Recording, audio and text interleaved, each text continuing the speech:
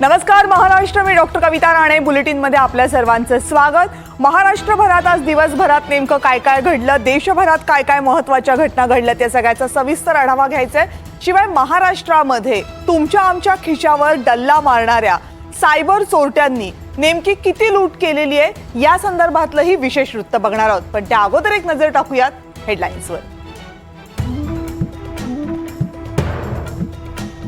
माजी गृहमंत्री अनिल देशमुखांवर सीबीआय कडून गुन्हा दाखल। महाजनांना खोट्या गुन्ह्यात अडकवण्यासाठी दबाव टाकल्याच्या आरोपाखाली देशमुखांवर कारवाई।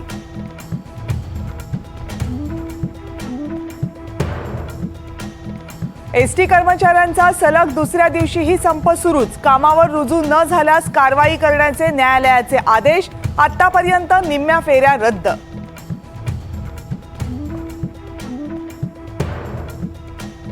एसटीचा संप मोडून काढण्यासाठी सरकार कंत्राटी एसटी चालक नेमणार। महाराष्ट्र राज्य मार्ग परिवहन महामंडळाकडून भरती प्रक्रियेला सुरुवात।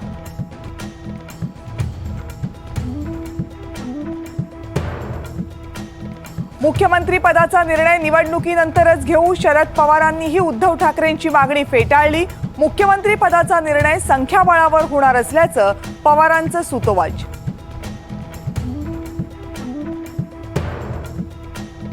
समरजित सिंग घाटगेंचा शरद पवार गटामध्ये प्रवेश। पवारांसोबत वैर नाही पण समरजितची खैर नाही, हसन मुश्रीफ यांची प्रतिक्रिया। तर माझ्यासोबत पवार आहेत, मी घाबरत नाही, घाटगेंचं प्रत्युत्तर।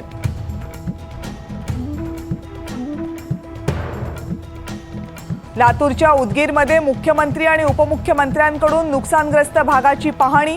पंचनामे करून लवकरात लवकर शेतकऱ्यांना भरीव मदत करण्याचं आश्वासन।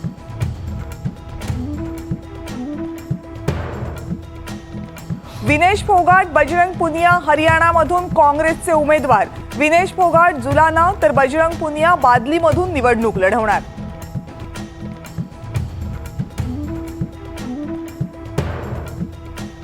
गणेशोत्सवासाठी मुंबईतील बाजारपेठा सजल्या। बाप्पांच्या सजावटीसाठीचं साहित्य खरेदी करण्यासाठी भाविकांची बाजारपेठांमध्ये गर्दी।